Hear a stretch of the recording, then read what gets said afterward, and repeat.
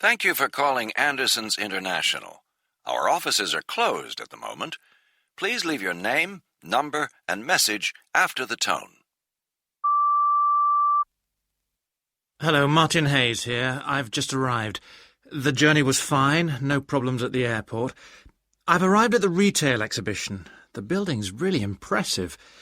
The only problem is the stands that we sent by air cargo last week are missing. The computers arrived and the posters are here, though. Can you get onto the transport people first thing in the morning to track them down and get them here by tomorrow evening at the very latest? Stress how urgent it is. Also, I've just unpacked the brochures and realised we haven't got enough price lists to give out with them. We'll need another 500. Use a courier to get them out here, the day after tomorrow at the latest. Call me back when you know what's happening. I'm at the press conference all morning today, but you can get me during lunch. I'll speak to you again later. Oh, hello. Can I speak to Jill Croft, please? I'm sorry, but she's not here at the moment. Can I take a message? Oh, please. It's Sarah Middlemiss here. Middlems.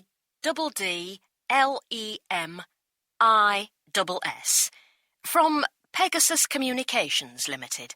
Thanks. What's the message? Well, I'm the personnel manager here at Pegasus. It's regarding the position of sales executive Jill has applied for. It's just to let her know that before we arrange interview dates, we're inviting applicants to a company presentation on the 28th. We'll confirm this, of course, by letter.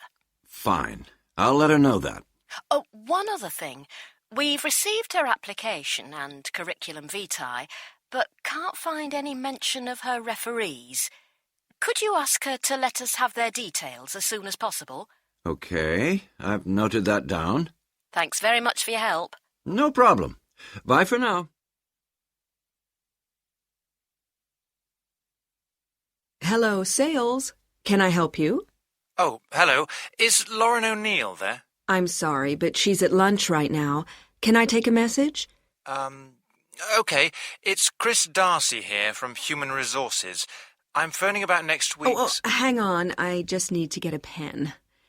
Right, here we are. So it's Chris Darcy from HR, and it's about... The shareholders' meeting next week. Okay. And what shall I tell Lauren? Tell Lauren the board's decided to make an official statement about the planned merger. I know we weren't going to, but they've changed their mind. Oh, yes, that's interesting. But not entirely unexpected. Anyway, the MD needs Lauren to put together a presentation showing the combined sales of the newly merged group. Okay, I've got that. Is there anything else? Yes, tell her that I'll handle the presentation about HR issues, but could Lauren also include something about expected savings in her part of the presentation? Okay, I'll give her the message. That's great. Thanks very much. 13. The hours vary, sometimes lunchtimes, sometimes late afternoons. We all feel we've improved our skills or picked up new ones which will benefit us in the future in some way. Outside providers are contracted to come in, and they've been very good, very professional. There's been a range of things on offer, too. We're given vouchers which we use in a way to pay for the sessions, choosing what to do and how many hours to put in.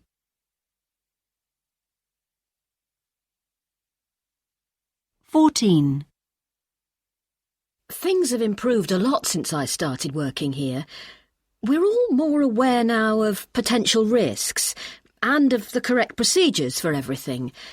For example, reporting anything that isn't working properly, having the appropriate clothing, things like that. We know what to do now and who to go to. There are regular checks on equipment too, so that problems are less likely to happen in the first place.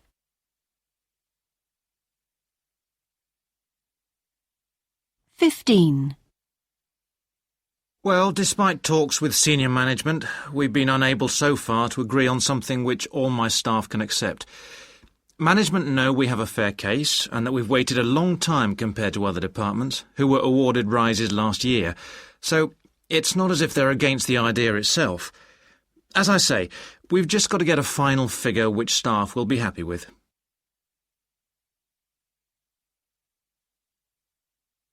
16. There are various stages we go through. We try first to reassure staff and give them the opportunity to present their side. We like first to deal with things within the organization. Staff know action won't be taken until the case has been thoroughly investigated. Of course, problems can arise from lots of things, anything from poor timekeeping or inappropriate dress to actual breach of contract.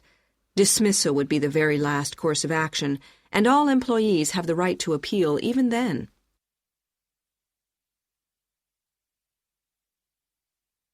17.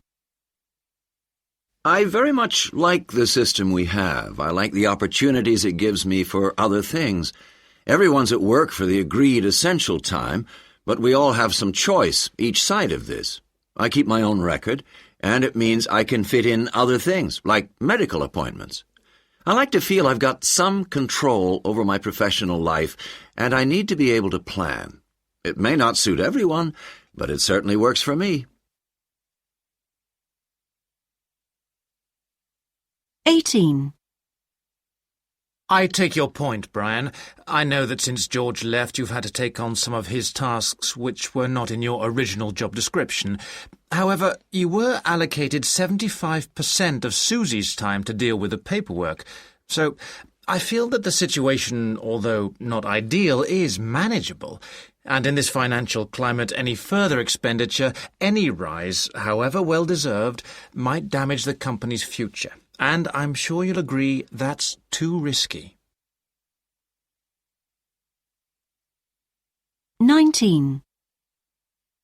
I wanted to have a word about the departmental budget forecast you asked me to draw up. I totally agree with you on the need for working out the future expenditure well in advance. It's only that since we've never done this forecast in such a detailed way before, it's taking us much longer than I expected. Would it be acceptable to the board if I deferred the submission date by a fortnight? 20. May I come in here? Thank you. I think Tom's last point was very valuable. We mustn't forget how important it is to make a really good impression when we launch the new T6 engine at the air show in Paris. Although we're very familiar with the engine specifications and performance data, we aren't skilled at giving polished multimedia presentations, which the audience expects nowadays. Tom's right. I think we should consider hiring in a professional from a marketing company. 21.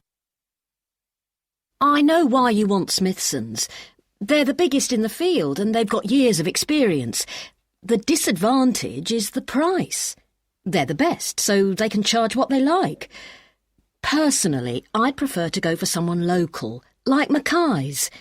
They're small, so we could negotiate a favourable deal, and I'm sure they'd do their best to deliver the stuff on time and help us if we had an emergency job and needed extra materials. 22. Jones & Sons have always been our haulage company, and they've been reliable. But things changed when Michael Jones took over. The service wasn't so efficient. And then, last month, 2 trucks were 4 days late on a delivery with no explanation and no apologies. As a result, we lost a new customer. I refuse to just accept that financial loss. So, write to Jones, please, demanding 10% of our expected profit from that contract. I think it's only fair.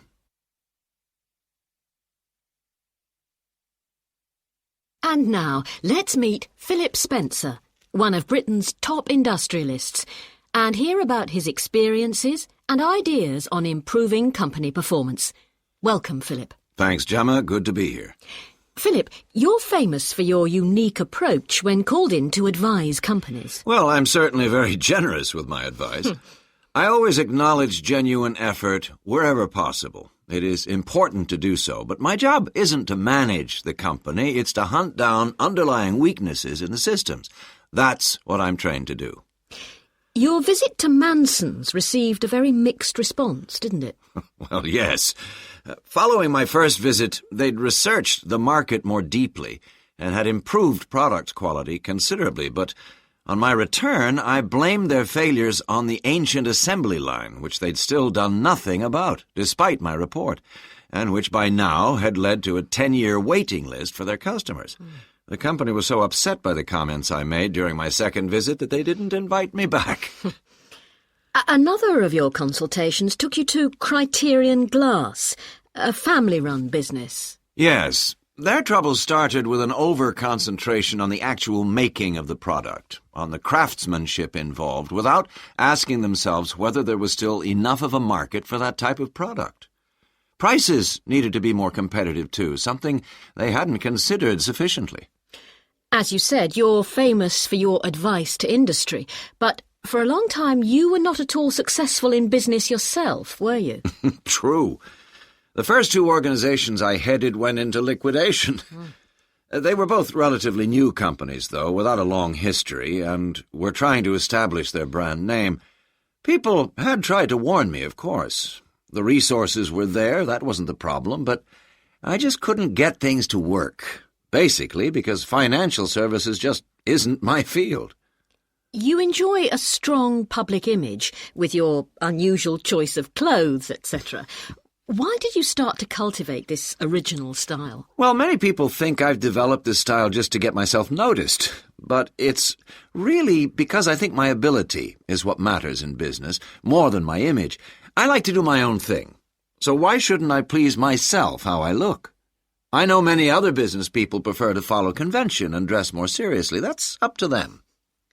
Did this help you to get one of the top jobs in the country, the chairmanship of LBI? That's not really for me to say. The company was in serious trouble when I joined. I think they recognized the risk-taker in me, and they needed someone who wasn't afraid of change. The management had preferred to play safe until then, and this, together with their rather poor reputation, was the cause of their problems. Your record in the second half of your career speaks for itself, of course. Now, when you look at managers today, how effective do you think they are? Well, there's great emphasis now on making money, which I know is what business is about, but too many managers today are interested in making money for themselves. There are a lot of strong personalities around, too, in leadership positions. But people forget that the sort of success which lasts requires close attention to every single aspect of the company, however unimportant it may appear. Well, you're full of energy yourself and working harder than ever at the age of 70. As you reflect on your long career, have you any advice for those just starting? Well, I've taken risks and made errors, but I've learned it's best never to worry about things you can't do anything about. If you did your best with the information you had at the time, then you must live with your mistakes and move on. Philip Spencer, thank you very much indeed. Now,